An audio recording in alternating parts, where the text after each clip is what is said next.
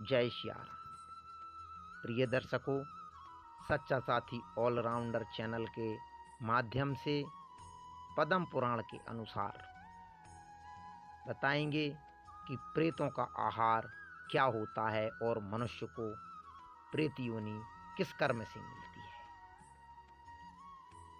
कृपया वीडियो को शुरू से आखिरी तक देखें और अगर वीडियो में जानकारी अच्छी लगे तो वीडियो को लाइक, शेयर एवं आपके अपने चैनल को सब्सक्राइब जरूर करें। तो आइए वीडियो को शुरू करते हैं। प्राचीन काल में कठिन नियमों का पालन करने वाले एक ब्राह्मण थे, जो पृथु नाम से सर्वत्र विख्यात थे। वे सदा संतुष्ट रहा करते थे। उन्हें योग का ज्ञान था। वे प्रतिदिन स्वाध्याय, होम और जप यज्ञ में संलग्न रहकर समय व्यतीत करते थे। उन्हें परमात्मा के तत्व का बोध था। वे सदा योगाभ्यास में तत्पर रहते थे। अपने कर्तव्य के पालन और स्वाध्याय में लगे रहना उनका नित्य नियम था। इस प्रकार संसार को जीतने की इच्छा से वे सदा शुभ कर्म का अनुष्ठान ही किया करते थे। ब्राह्मण देवता को वन में निवास करते करते अनेकों वर्ष व्यतीत हो गए। एक बार उनका ऐसा विचार हुआ कि मैं तीर्थ यात्रा करूं। तीर्थों के पावन जल से अपने शरीर को पवित्र बनाऊं। ऐसा सोचकर उन्होंने सूर्योदय के समय शुद्ध चित्त से पुष्कर तीर्थ में स्नान किया और गायत्री का जप तथा नमस्कार करके यात्रा के लिए चल पड़े। जाते जाते एक जंगल के बीच कंटकाकीर्ण भूमि में, जहां ना पानी था न वृक्ष, उन्होंने अपने सामने 5 पुरुषों को खड़े देखा, जो बड़े ही भयंकर थे। उन विकट आकार तथा पापपूर्ण दृष्टि वाले अत्यंत घोर प्रेतों को देखकर उनके हृदय में कुछ भय का संचार हो आया। फिर भी वे निश्चल भाव से खड़े रहे। यद्यपि उनका चित्त भय से उद्विग्न हो रहा था, तथापि उन्होंने धैर्य धारण करके मधुर शब्दों में पूछा, विकराल मुख वाले प्राणियों, तुम लोग कौन हो? किसके द्वारा कौन सा ऐसा कर्म बन गया है जिससे तुम्हें इस विकृत रूप की प्राप्ति हुई है? प्रेतों ने कहा, हम भूख और प्यास से पीड़ित हो सर्वदा महान दुख से घिरे रहते हैं।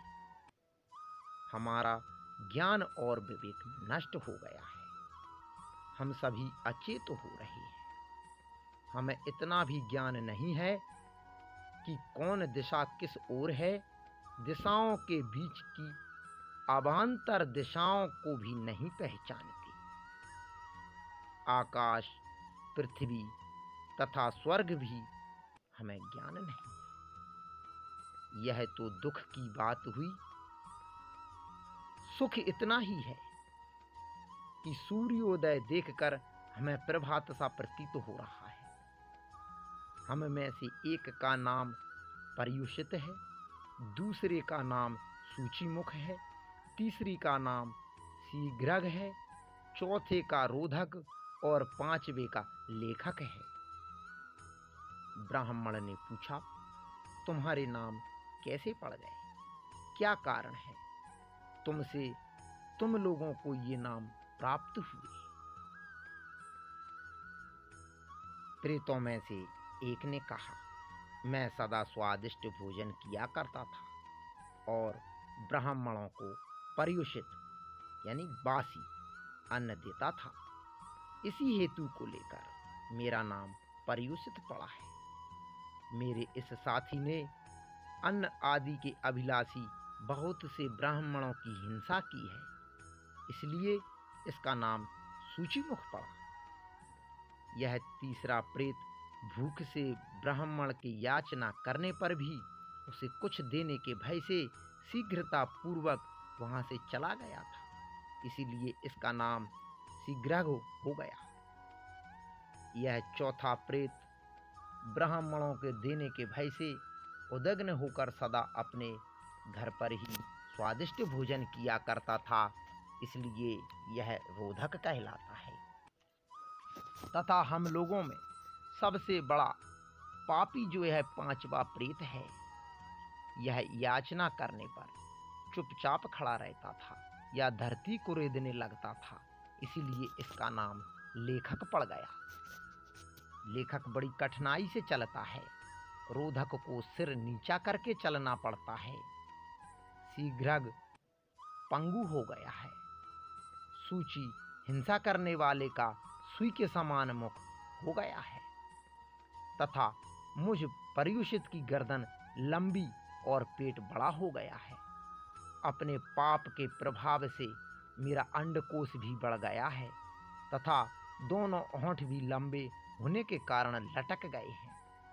यही हमारे प्रेत योनि में आने का वृत्तांत है, जो सब मैंने तुम्हें बता दिया। यदि तुम्हारी इच्छा हो तो कुछ और भी पूछो, पूछने पर उस बात को भी बताएंगे। ब्राह्मण बोले, इस पृथ्वी पर जितने भी जीव रहते हैं उन सब की स्थिति आहार पर ही निर्भर है, अतः मैं तुम लोगों का भी आहार जानना चाहता हूं। इस पर प्रेत बोले, विप्रवर, हमारे आहार की बात सुनिए। हम लोगों का आहार सभी प्राणियों के लिए निंदित है, उसे सुनकर आप भी भयंकर बारंबार निंदा करेंगे। बलगम, पेशाब, पखाना और स्त्री के शरीर का मैल, इन्हीं से हमारा भोजन चलता है। जिन घरों में पवित्रता नहीं है वहीं प्रेत भोजन करते हैं। जो घर स्त्रियों के द्वारा दग्ध और छिन्न भिन्न हैं, जिनके सामान इधर उधर बिखरे पड़े रहते हैं तथा मलमूत्र के द्वारा जो घृणित अवस्था को पहुंच चुके हैं, उन्हीं घरों में प्रेत भोजन करते हैं। जिन घरों में मानसिक लज्जा का अभाव है, पतितों का निवास है, जहाँ के निवासी लूटपाट का काम करते हैं, वहीं प्रेत भोजन करते हैं। जहाँ बलि वैश्व देव तथा वेद मंत्रों का उच्चारण नहीं होता, होम और व्रत नहीं होते, वहाँ प्रेत भोजन करते हैं। जहाँ गुरुजनों का आदर नहीं होता, जिन घरों में स्त्रियों का प्रभुत्व है, जहाँ क्रोध और लोभ ने अधिकार जमा लिया है, वहीं प्रेत भोजन करते हैं। तात, मुझे अपने भोजन का परिचय देते ही लज्जा हो रही है, अतः इससे अधिक मैं कुछ नहीं कह सकता। तपोधन, तुम नियमों का दृढ़ता पूर्वक पालन करने वाले हो, इसीलिए प्रेत योनि से दुखी होकर हम तुमसे पूछ रहे हैं, बताओ कौन सा कर्म करने से जीव प्रेत योनि में नहीं पड़ता। ब्राह्मण बोले, जो मनुष्य एक रात्रि का, 3 रात्रियों का तथा कृच्छ, चंद्रायण आदि अन्य व्रतों का अनुष्ठान करता है, वह कभी प्रेत योनि में नहीं पड़ता। जो प्रतिदिन 3, 5 या 1 अग्नि का सेवन करता है तथा जिसके हृदय में संपूर्ण प्राणियों के प्रति दया भरी हुई है, वह मनुष्य प्रेत कदापि नहीं होता। जो मान और अपमान में, स्वर्ण और मिट्टी के डेले में तथा शत्रु और मित्र में समान भाव रखता है, वह प्रेत नहीं होता। देवता, अतिथि, गुरु तथा पितरों की पूजा में सदा प्रवृत्त रहने वाला मनुष्य भी प्रेत योनि में नहीं पड़ता।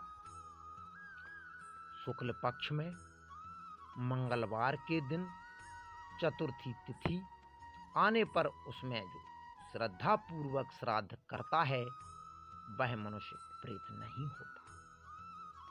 जिसने क्रोध को जीत लिया है, जिसमें डाह का सर्वथा अभाव है, जो तृष्णा और आसक्ति से रहित, क्षमावान और दानशील है, वह प्रेत योनि में नहीं जाता। जो गौ, ब्राह्मण, तीर्थ, पर्वत, नदी और देवताओं को प्रणाम करता है वह मनुष्य प्रेत नहीं होता। इस पर प्रेत बोले, महामुने, आपके मुख से नाना प्रकार के धर्म सुनने को मिले। हम दुखी जीव हैं, इसलिए पुनः पूछते हैं, जिस कर्म से प्रेत योनि में जाना पड़ता है वह हमें बताइए। इस पर ब्राह्मण बोले, यदि कोई द्वेष और विशेषतः ब्राह्मण शूद्र का अन्न खाकर उसे पेट में लिए ही मर जाए तो वह प्रेत होता है। जो आश्रम धर्म का त्याग करके मदिरा पीता है, पराई स्त्री का सेवन करता है तथा प्रतिदिन मांस खाता है, उस मनुष्य को प्रेत होना पड़ता है। जो ब्राह्मण यज्ञ के अनधिकारी पुरुषों से यज्ञ करवाता है, अधिकारी पुरुषों का त्याग करता है और शूद्र की सेवा में रत रहता है, वह प्रेत योनि में जाता है। जो मित्र की धरोहर को हड़प लेता है, शूद्र का भोजन बनाता, विश्वासघात करता और कूटनीति का आश्रय लेता है, वह निश्चय ही प्रेत होता है। ब्रह्मत्यारा, गौघाती, चोर, शराबी, गुरु पत्नी के साथ संभोग करने वाला तथा भूमि और कन्या का अपहरण करने वाला निश्चय ही प्रेत होता है। जो पुरोहित नास्तिकता में प्रवृत्त होकर अनेकों ऋतिव्यों के लिए मिली हुई दक्षिणा को अकेले ही हड़प लेता है, उसे निश्चय ही प्रेत होना पड़ता है। इतना सत्संग करने के बाद तुरंत ही उन पांचों प्रेतों का उद्धार हो गया। जय श्री राम। प्रिय दर्शकों, ये थी जानकारी 5 प्रेतों की। और अगर ये वीडियो आपको अच्छी लगी हो तो इस वीडियो को लाइक, शेयर और आपके अपने चैनल को सब्सक्राइब जरूर करें। जय श्री राम।